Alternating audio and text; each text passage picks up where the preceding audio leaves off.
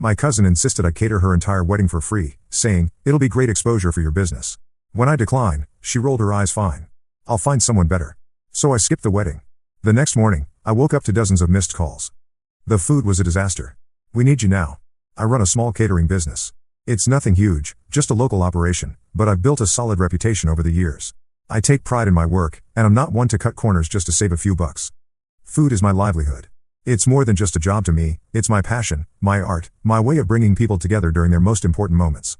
I've been doing this for 8 years now, ever since I graduated from culinary school with dreams of opening my own restaurant. The catering business wasn't my original plan, but it grew organically when friends started asking me to cook for their parties. Word spread, and before I knew it, I had a steady stream of clients who trusted me with their celebrations. My kitchen is my sanctuary. It's a modest setup in a rented commercial space downtown, nothing fancy, but it's mine. The walls are lined with photos from hundreds of events I've catered, birthday parties, corporate lunches, anniversary celebrations, and yes, weddings. Each photo represents a memory, a moment when my food helped make someone's day special. I keep a small notebook where I write down comments from happy clients. "Your salmon was perfection. The cake brought tears to my eyes. You saved our event." These words mean everything to me. The business has its challenges, of course. The margins are tight, the hours are long, and there's always the stress of making sure everything goes perfectly. I've had my share of disasters, ovens breaking down on event day, suppliers delivering the wrong ingredients, staff calling in sick at the last minute. But I've learned to adapt, to have backup plans, to stay calm under pressure. That's what separates the professionals from the amateurs in this business. I remember one particularly challenging wedding where the bride changed her menu 3 times in the week leading up to the event. Each change meant recalculating costs, reordering ingredients, and adjusting our prep schedule. My staff thought I was crazy for accommodating her, but I knew how important this day was to her. The wedding went off without a hitch, and the bride sent me a handwritten thank you note that I still keep in my recipe folder. Building trust with clients is everything in this business. When someone hires me, they're not just buying food, they're buying peace of mind. They need to know that I'll show up on time, that the food will be delicious and beautifully presented, and that I'll handle any problems that arise without bothering them. That reputation took years to build, and I protect it fiercely. So when my cousin Megan called me up one day, gushing about her upcoming wedding, I was genuinely happy for her. Megan and I had always had a complicated relationship. She was the kind of person who lived for attention, who needed to be the center of every story. Growing up, family gatherings often revolved around whatever drama was happening in Megan's life. She was 3 years younger than me, and had always been the golden child in our extended family, beautiful, charming, and seemingly destined for greatness. After high school, Megan had bounced between different careers. She'd tried modeling, then real estate, then marketing, never quite finding her niche. She had a habit of talking big about her plans and opportunities, but follow-through was never her strong suit. Still, she was family, and when she told me about her engagement to her boyfriend Marcus, I was genuinely excited for her. Marcus seemed like a solid guy, quiet, steady, worked in accounting. He balanced out Megan's more dramatic tendencies, and they'd been together for 3 years. The engagement had been a long time coming, and I was happy that she'd found someone who could ground her. At first we chatted for a bit about the wedding plans, and then she dropped the bombshell. "I want you to cater the whole thing," she said excitedly. I smiled. "That's great, what's your budget? I can work with you too." I was already mentally calculating possibilities. Wedding catering was my specialty, and I'd learned to work with all kinds of budgets. For family, I'd be willing to keep my margins lower, maybe suggest some cost-effective menu options that would still impress the guests. I had several packages I could offer, from simple cocktail hour appetizers to full multi-course dinner service. "Oh," she interrupted. "I was hoping you'd do it for free. You know, as a wedding gift?" I nearly choked. The casualness with which she said it, as if she were asking me to bring a bottle of wine to a dinner party, completely floored me. She wanted me to cater a wedding of 150+ guests for free. The sheer audacity of the request left me speechless for a moment. Now I love my family, but this was a massive request. A full-service catering job for a wedding that size would run thousands. I quickly did the math in my head. For 150 guests, we'd be looking at least $8,000 in food costs alone, not counting labor, equipment rental, service staff, and my own time. We'd need to prepare appetizers for the cocktail hour, a full dinner service with multiple courses, and probably a late-night snack. The prep work alone would take my entire team 3 days. I tried to be polite. "Megan, I'd love to help, but that's a lot of work. The ingredients alone would cost me a fortune, not to mention labor and time. I just can't do that for free." I could hear the disappointment in her voice, but I also detected something else, a sense of entitlement, as if she genuinely believed that family members should provide professional services for free. It reminded me of all the times growing up when Megan would expect special treatment, when she'd pout and manipulate until she got her way. She pouted. "But you're family. And this is my business," I said firmly. I'd learned over the years that I had to be clear about boundaries, especially with family. I'd made the mistake early in my career of doing free work for relatives, thinking it would lead to referrals and goodwill. Instead, it had led to more requests for free work and a devaluation of my services. The conversation grew increasingly tense. Megan tried several different approaches. She appealed to family loyalty, suggested that the exposure would be good for my business, even hinted that other family members would be disappointed if I didn't help out. But I held firm. I offered to give her a family discount, to help her find cost-effective menu options, to work with whatever budget she had. But free was off the table. She sighed dramatically. Fine. I'll find someone better. The dismissive way she said it stung more than I expected. Someone better, as if my 8 years of experience, my culinary training, my track record of successful events meant nothing. As if I were some amateur who should be grateful for the opportunity. At that point, I shrugged it off. If she wanted to burn a bridge over free food, that was on her. I learned not to take family drama too personally, and I had plenty of paying clients to keep me busy. I didn't hear much about the wedding after that. The family grapevine was unusually quiet about Megan's wedding plans, which I found a bit odd. Usually, her events were the subject of endless discussion and speculation. My mom mentioned in passing that Megan had found another caterer who was just as good, and I didn't give it another thought. In the weeks leading up to the wedding, I threw myself into my work. I had 2 other weddings that month, plus a corporate event and a couple of birthday parties. The summer wedding season was in full swing, and I barely had time to think about Megan's situation. My team and I were working 12-hour days, but the clients were happy, and the business was thriving. Fast forward to the wedding day. I wasn't invited, probably because of the whole catering issue, but that was fine by me. I'd been to enough family weddings to know that they could be stressful affairs, full of old grievances and forced conversations. I spent the evening relaxing at home, enjoying a rare Saturday off. I ordered takeout from my favorite Thai place, opened a bottle of wine, and watched a movie. It was the first time in weeks that I'd had a completely free evening. Then at 7 a.m. the next morning, I woke up to dozens of missed calls. The insistent buzzing of my phone pulled me from a deep sleep, and I groggily reached for it, expecting maybe an emergency with one of my upcoming events. Instead, I saw a string of missed calls from Megan, her mom, even my own mother. The timestamp showed that started calling around 6 a.m. and hadn't stopped. Something was very wrong. My first thought was that there had been an accident, maybe someone had been hurt at the wedding. I finally picked up my mom's call, groggy and annoyed. "Oh my God, it was a disaster," she whispered. I could hear the shock in her voice, the kind of tone people use when they're describing something almost too awful to believe. "What?" I rubbed my eyes, trying to wake up fully. "The food, it was horrible. Megan is freaking out." As my mom filled me in on the details, I felt a mixture of vindication and genuine sympathy. "The caterers she hired were awful," Mom continued. "The chicken was undercooked, actually pink in the middle. Several guests got sick. The pasta was stone cold, like it had been sitting out for hours. And the seafood platter, oh my God, it was clearly canned tuna just dumped on a plate with some crackers." I could picture the scene. A wedding reception where the food was so bad that it became the main topic of conversation. Guests whispering to each other about the quality, maybe even refusing to eat. The bride and groom's special day overshadowed by culinary disasters. "People left early," Mom said. By 9 p.m., half the guests had gone home. The ones who stayed were just drinking and avoiding the food. Megan was in the bathroom crying, and Marcus looked like he wanted to disappear. I bit my lip to keep from laughing. It wasn't funny, exactly, but there was a certain poetic justice to it. Mom continued, "She's begging you to come fix it. They need real food for the brunch reception today." Apparently, Megan had planned a day after brunch for out-of-town guests, and now she was panicking about having the same caterer handle it. I blinked. "So let me get this straight. She refused to pay me, found someone better, and now she wants me to come in last minute to save the day?" The audacity was breathtaking. She dismissed my services, insulted my abilities, and now expected me to drop everything and rescue her wedding weekend. Mom sighed. "Yes." I let out a slow, satisfied exhale. "Tell her I'm unavailable." The decision came easily. I wasn't being vindictive, I genuinely was unavailable. Sunday brunch service requires extensive prep work that should have started days ago. Even if I'd wanted to help, there was no way to pull together a quality meal for that many people with a few hours' notice. But more than that, I wasn't going to reward her behavior. She'd made her choice, and now she had to live with the consequences. Mom gasped.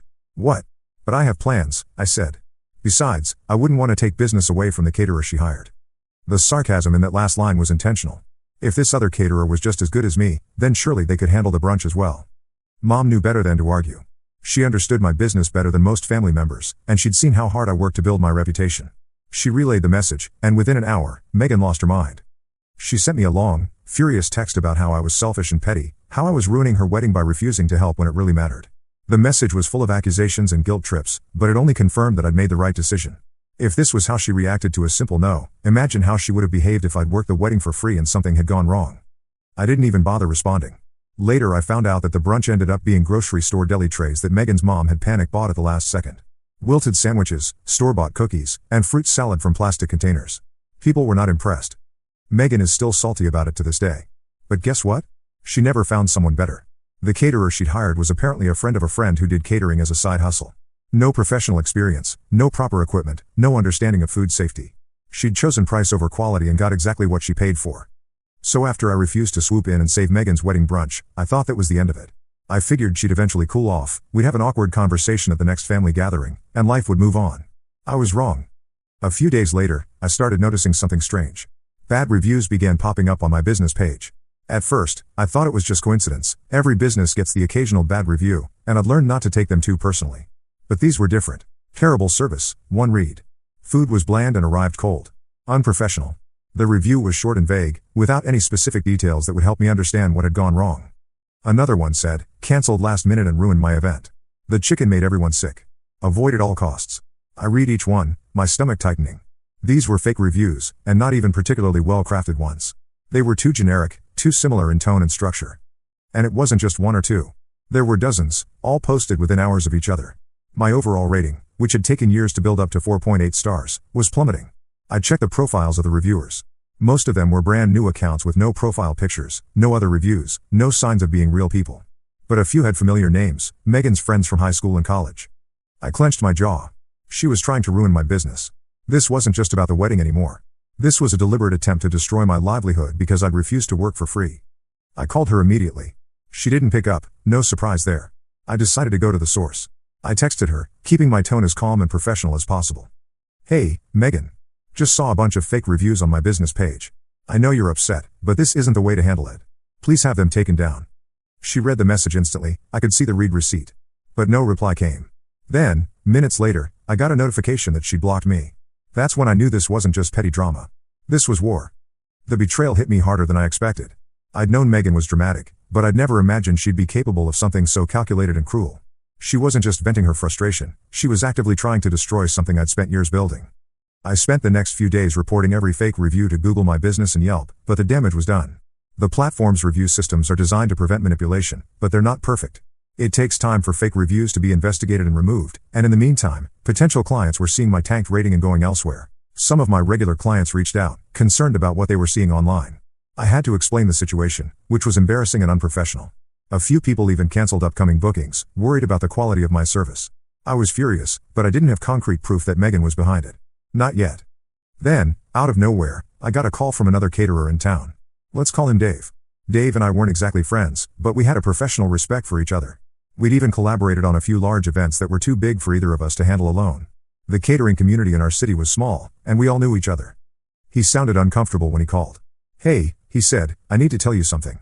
I just got a call from a bride named Megan. She wanted me to write a bad review about you. Said you ruined her wedding and needed to be taught a lesson." I gripped the phone tighter. "She asked you to leave a fake review?" The audacity was stunning, but it also gave me exactly what I needed, proof of her campaign against me. "Yep," Dave sighed. "She offered to pay me $50 to write something nasty about your food and service. Told her I don't play that game, but figured you should know. She's calling other caterers too, trying to get them to join in." I was seeing red. She wasn't just venting her anger or trying to warn people away from my business. She was actively recruiting others to help her destroy my reputation. This was organized, deliberate, and completely unhinged. She was actively trying to destroy my business, and I needed proof. I had an idea, but I'd need help to pull it off. I got a friend, let's call her Sophie, to help me out. Sophie was a graphic designer who understood social media and had helped me with my business's online presence in the past. The plan was simple. Sophie would create a fake social media profile and approach Megan as a potential bride looking for catering recommendations. If Megan was really running a campaign against me, she'd likely take the bait and try to turn this bride against my business. Sophie messaged Megan from the fake account, pretending to be a newly engaged woman looking for caterers in the area. She asked if Megan had any recommendations or warnings about local vendors. Megan took the bait immediately. "Oh my God, yes," Megan wrote back within minutes. "Just avoid my business name at all costs. Total disaster. They ruined my wedding, showed up late, food was terrible, completely unprofessional. I'm trying to warn as many people as possible about them." But she didn't stop there. "Actually," she continued, "I'm putting together a group to leave bad reviews and warn people about them. Want to join?"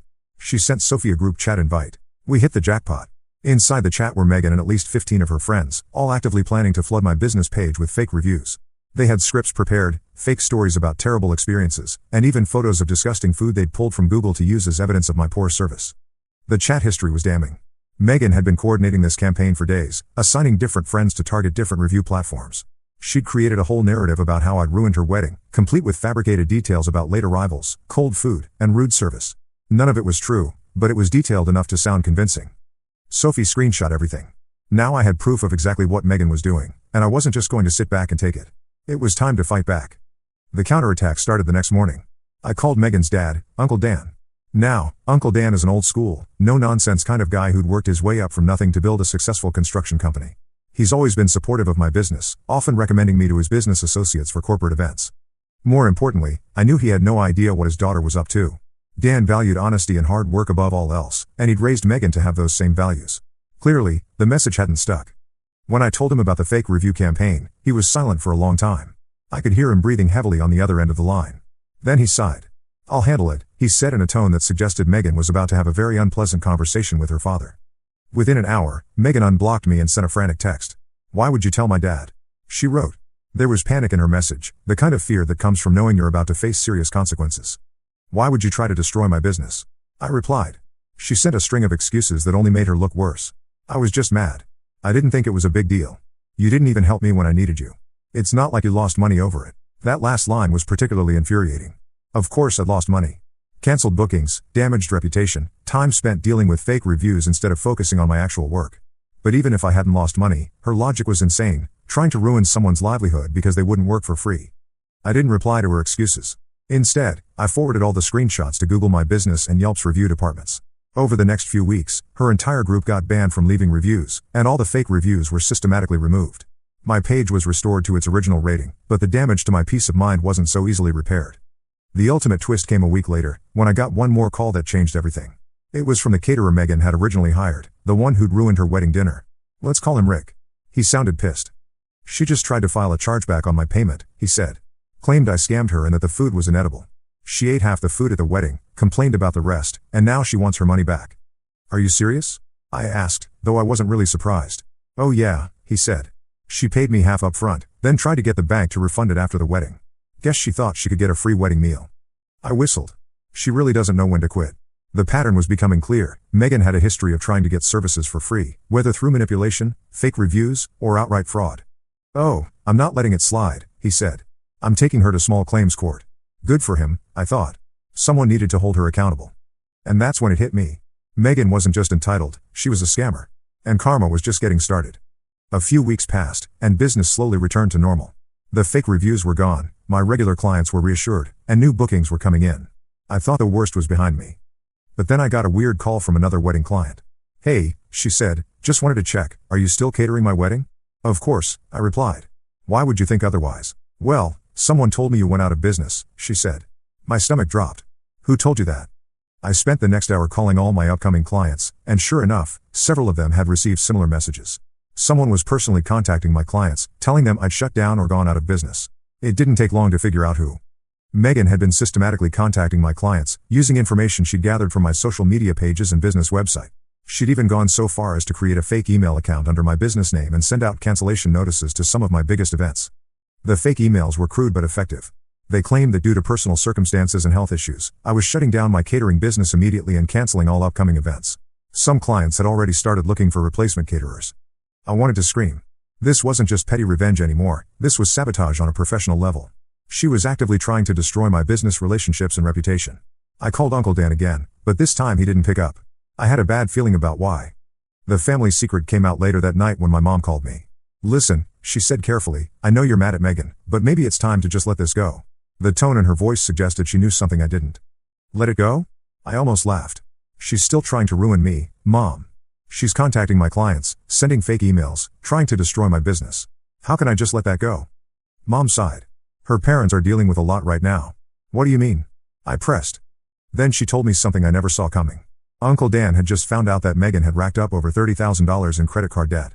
But that wasn't the worst part. She'd used his credit to do it, taking out loans and opening credit cards in his name to pay for her extravagant wedding.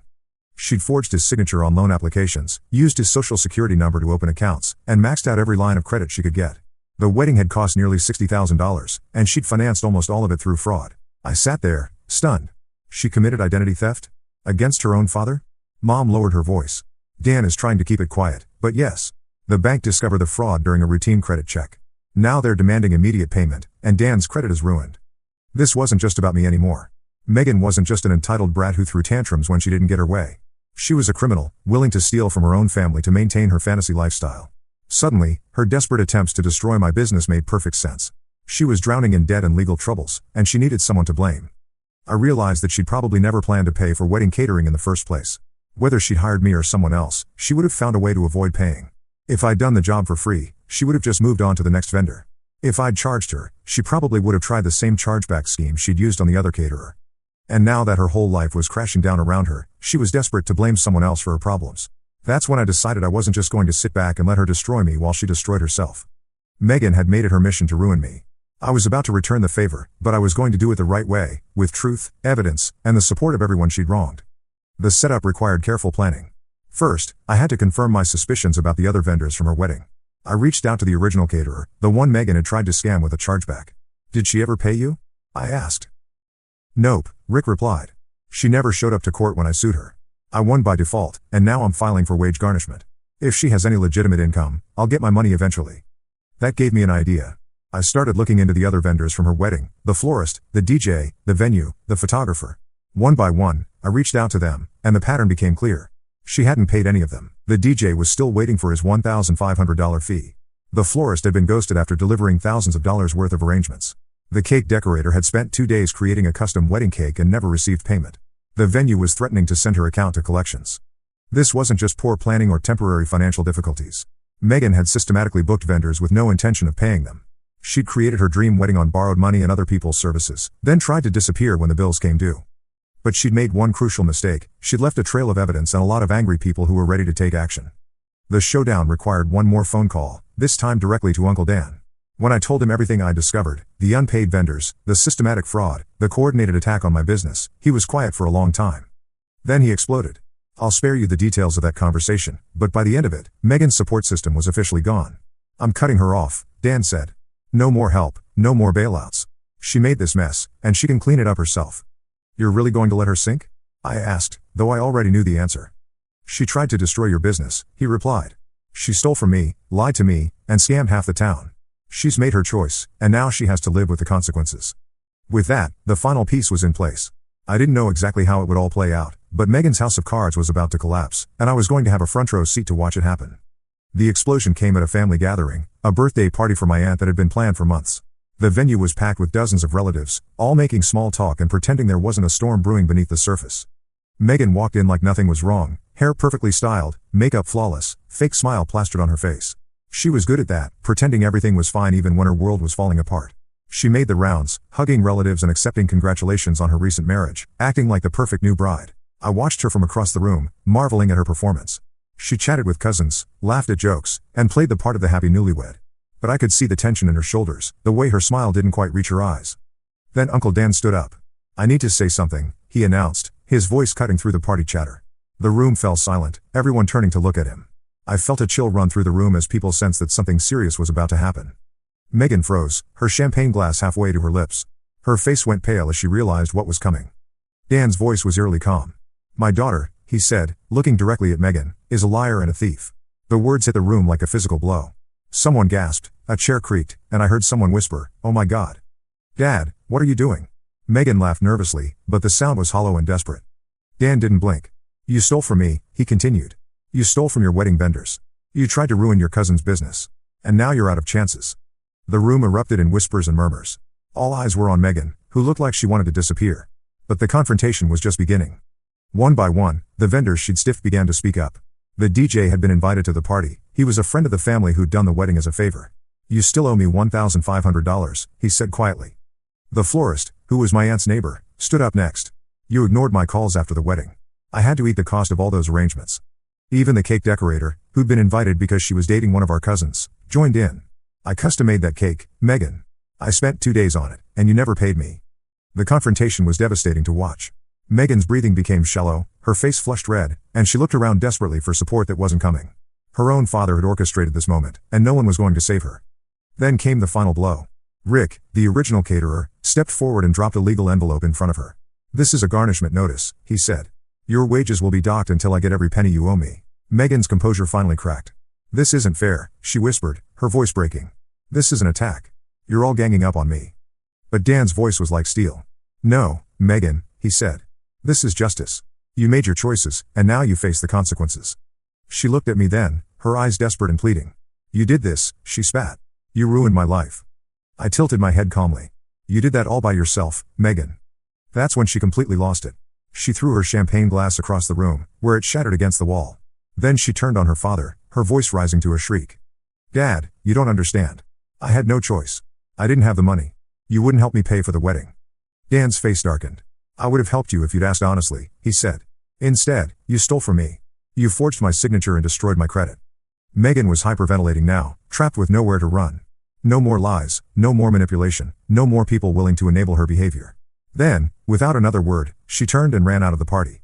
The door slammed behind her, and the room fell silent. No one moved, no one chased after her. We all knew this was the end of something, the end of Megan's ability to manipulate and deceive, the end of her family's willingness to cover for her mistakes. That night, I expected an explosion of angry texts and voicemails. But Megan didn't call or text.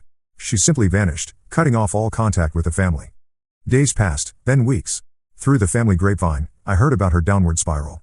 She lost her job when the wage garnishment kicked in. Her boss didn't want to deal with the paperwork and drama. Without steady income, she couldn't cover her mounting debts. The bank came after her for the fraudulent loans. Collection agencies called constantly. She moved in with a friend, but that arrangement lasted only 2 weeks before they kicked her out, tired of the constant harassment from creditors. Eventually, she had no choice but to crawl back to Uncle Dan, begging and crying for help. But Dan held firm, shutting the door in her face. For the first time in her life, Megan had to face the consequences of her actions alone. It's been a year since then. Megan and I haven't spoken since that night at the party. She tried to reach out once, sending a single text that simply said, "I'm sorry." But I never responded. Some things you don't come back from. Some bridges, once burned, can't be rebuilt. I lost nothing in this conflict. My business is thriving, my reputation is intact, and I've learned valuable lessons about protecting myself from people who would exploit family relationships. Megan lost everything: her family's support, her financial security, her reputation, and any chance of redemption. And honestly, that was her own doing. Some people learn from their mistakes the easy way. Others have to learn the hard way. Megan learned when it was already too late.